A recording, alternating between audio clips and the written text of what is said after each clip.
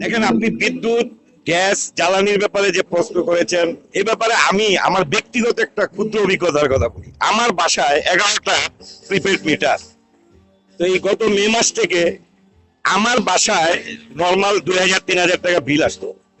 প্রতিটা মিটারে 5000 থেকে 6000 টাকা করে বিল আসছে জুন জুলাইতে। আমি এ ব্যাপারে ডেস্কোতে গিয়েছি।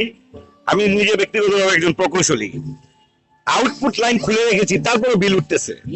-200 টাকা হলে মিটার লক হয়ে যায়। আমি একবার অবজার্ভ করার জন্য ওখানে টাকা ঢুকাই না, দেখি যে মিটারে বিল উঠতেই আছে।